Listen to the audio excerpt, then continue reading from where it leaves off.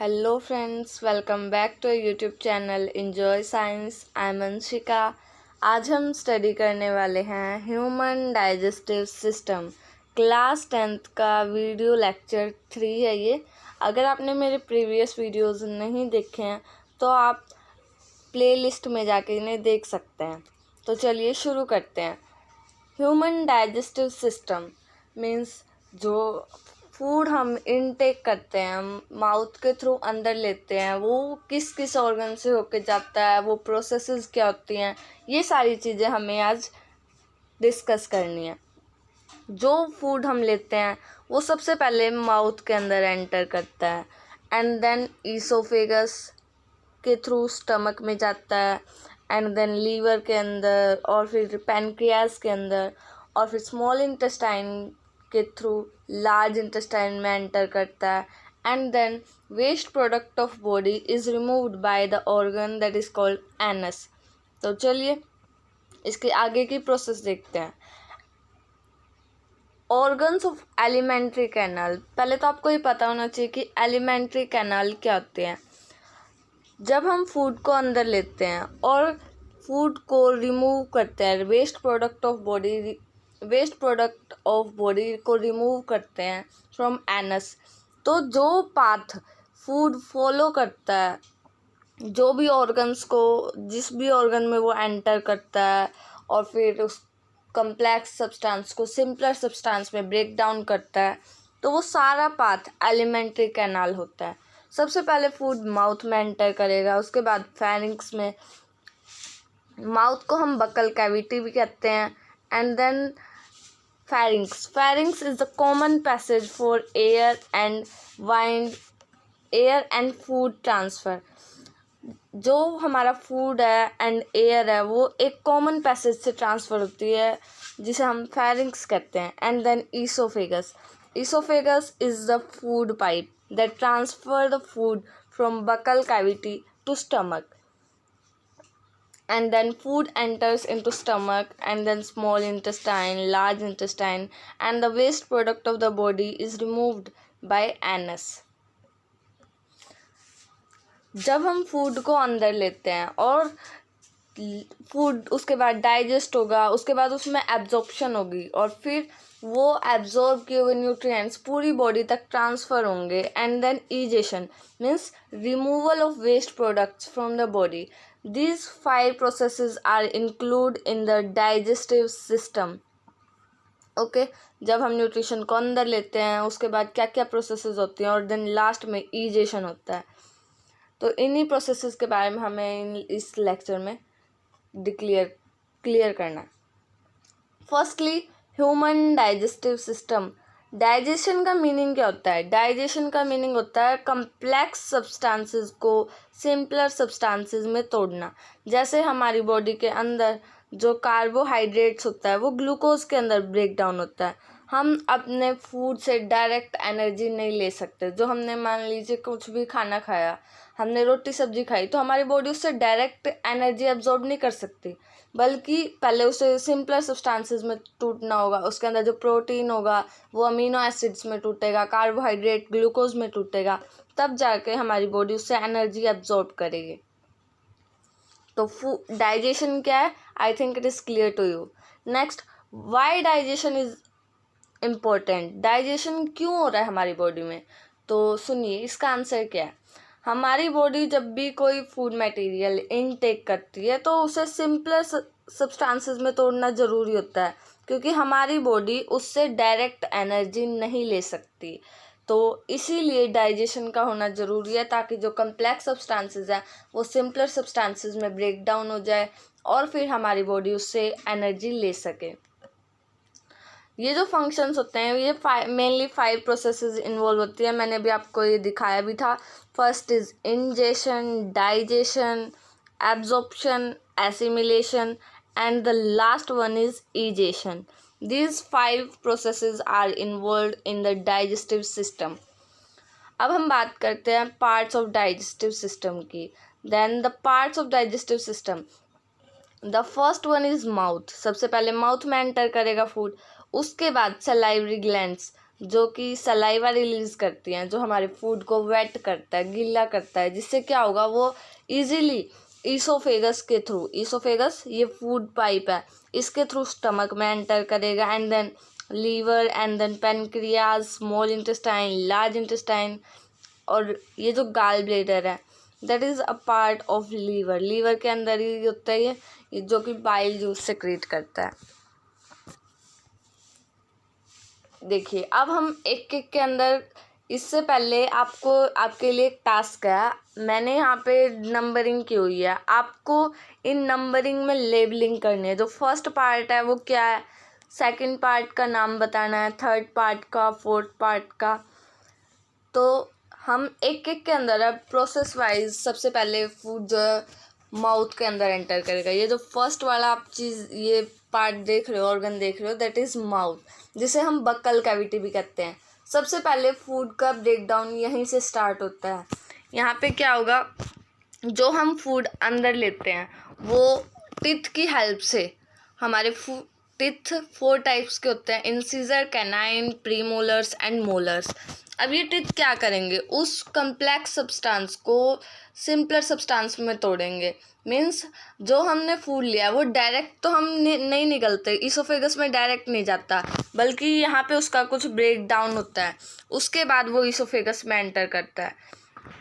और यहीं पे माउथ के अंदर ही सलाइवा रिलीज होगा बहुत, तो वो सलाइवा क्या करेगा, ड्राई फूड को वेट फूड में कन्वर्ट कर देगा, जिससे डाइजेशन ईजी होगा।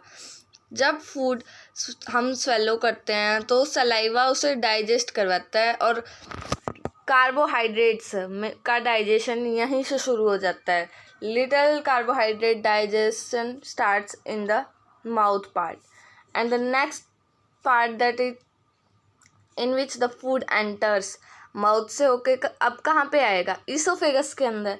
तो ईसोफेगस के अंदर पेरिस्टाल्टिक मूवमेंट्स होती हैं, जिससे क्या होगा, ये फूड यहाँ से एंटर होके अपने आप ही स्टमक के अंदर एंटर करेगा।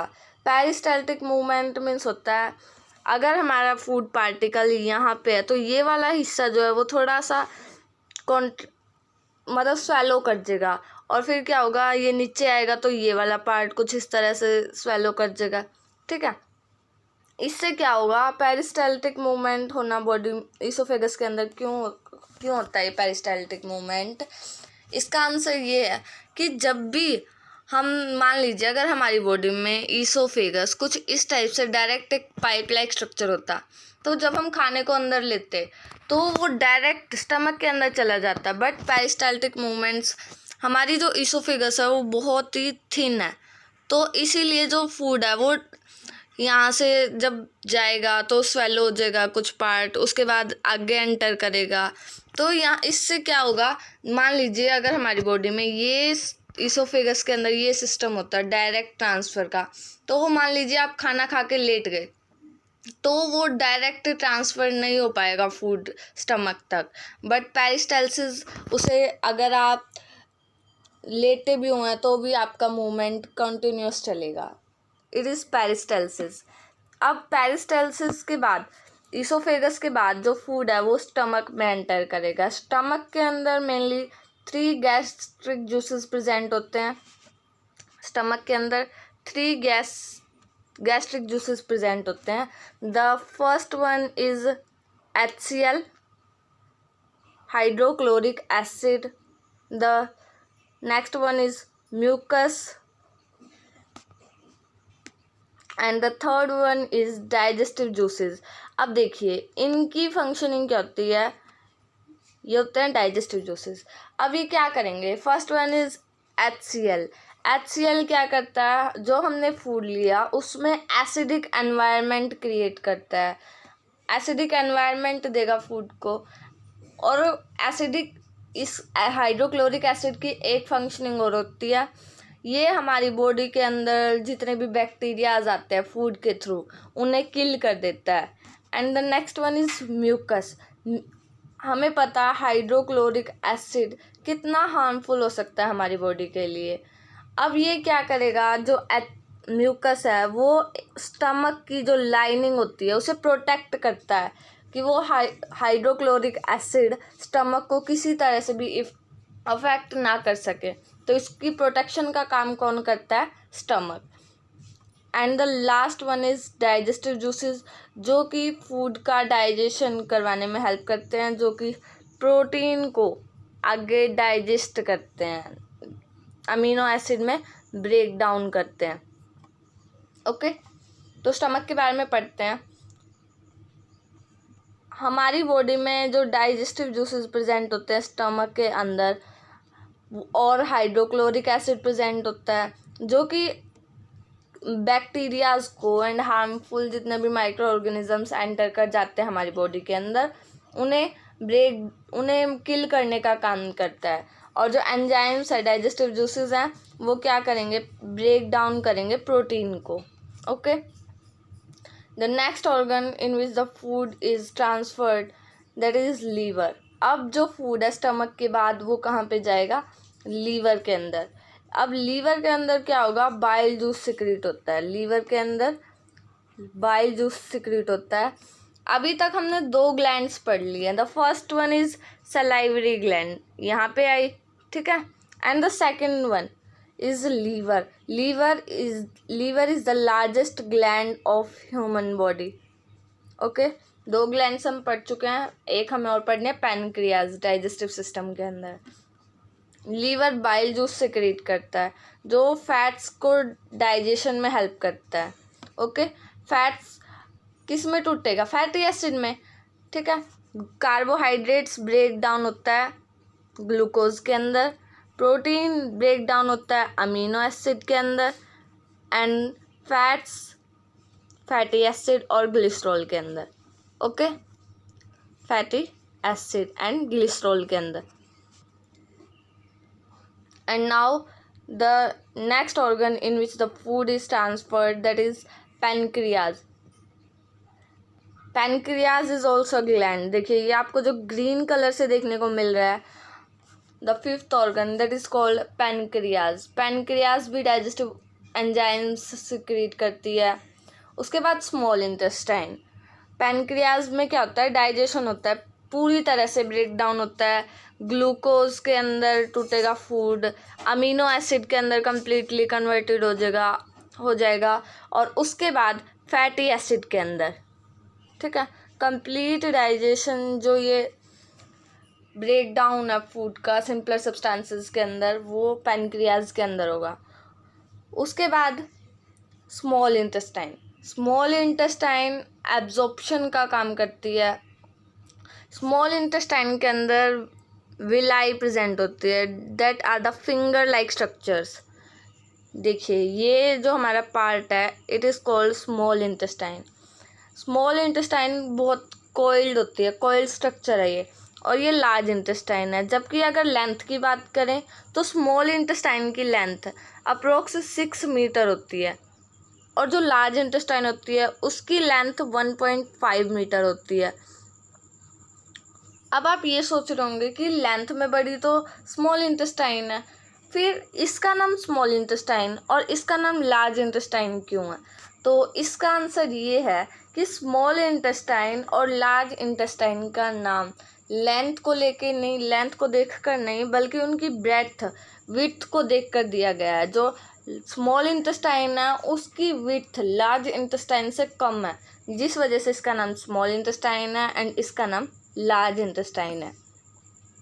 अब जो स्मॉल इंटेस्टाइन है वो इसके अंदर फूड की एब्जॉर्प्शन होती है, कंप्लीट डाइजेशन यहाँ तक हो जाता है, और उसके बाद ये स्मॉल इंटेस्टाइन में जो विलाई प्रेजेंट होती है, फिंगर लाइक स्ट्रक्चर्स होते हैं, ये क्या करती हैं? सरफेस एरिया को इंक्रीज करवाती हैं, और फूड में जितने भी न्यूट्रिएंट्स हमें मिले हैं, ब्रेक डाउन हुआ फूड का, उन्हें एब्जॉर्ब करेंगे अपने अंदर, और एब्जॉर्ब करने के बाद ट्रांसफ़र कर देते हैं सारी बॉडी पार्ट्स तक उन न्यूट्रिएंट्स को। तो यहाँ पे हुआ एब्जॉर्प्शन। ओके, फूड का एब्जॉर्प्शन स्मॉल इंटेस्टाइन के अंदर हुआ, and then large intestine. Large intestine के अंदर मेनली 2 चीज़ों का डाइजेशन होता है, that is the large intestine. Large intestine के अंदर मेनली वाटर एंड सॉल्ट, इन 2 चीज़ों का डाइजेशन होता है। Water and salt. आपसे पूछा जा सकता है वाटर एंड सॉल्ट का मेनली डाइजेशन कहाँ किस ऑर्गन में होता है। Then water and salt are digested in the large intestine. जो भी हमारी बॉडी का इनडाइजेस्टेड फूड होता है उसमें से जो वाटर एंड सॉल्ट है उसको एब्जॉर्ब करने का काम लार्ज इंटेस्टाइन करती है। उसके बाद जो फूड मटेरियल अभी भी अनडाइजेस्टेड रह गया तो उस वेस्ट प्रोडक्ट को हमारी बॉडी एनस के थ्रू रिमूव करती है। ठीक है, तो ये थी हर एक ऑर्गन की फंक्शनिंग। आई थिंक ये आपको बिल्कुल अच्छे से क्लियर हो चुकी है। अब हम स्टार्ट करने वाले हैं, एक बार इसका कंप्लीट रिकॉल कर लेते हैं इसको। डाइजेस्टिव सिस्टम के अंदर फर्स्टली माउथ के बाद oesophagus and then small intestine, large intestine and then anus. Okay, इसके बाद एनस के अंदर फूड ट्रांसफ़र होगा। तो इंजेशन हमने पढ़ा था शुरू में ही। इंजेशन मीन्स क्या होता है, फूड को अंदर लेने की प्रोसेस। वो कहाँ पे होगी, माउथ के अंदर। And then digestion means complex food substances का सिंपलर फूड सब्सटेंसेस में ब्रेक डाउन होना। वो कहाँ पे होगा, माउथ के अंदर स्टार्ट हो जाएगा, क्योंकि हम माउथ के अंदर फूड पार्टिकल को स्मॉल पीसेस में कन्वर्ट करते हैं। किसकी हेल्प से, टीथ की हेल्प से। ह्यूमन बॉडी के अंदर जो नंबर ऑफ टीथ्स हैं वो होते हैं 32।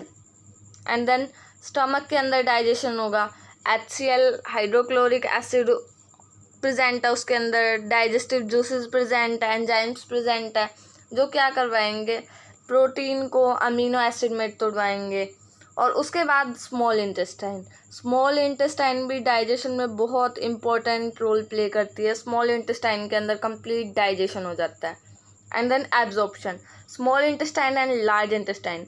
एब्जॉर्प्शन, स्मॉल इंटेस्टाइन के अंदर जो विलाई होती है, फिंगर लाइक स्ट्रक्चर, वो मेनली एब्जॉर्प्शन का काम करती है और फिर सरफेस एरिया को भी इंक्रीज करती है।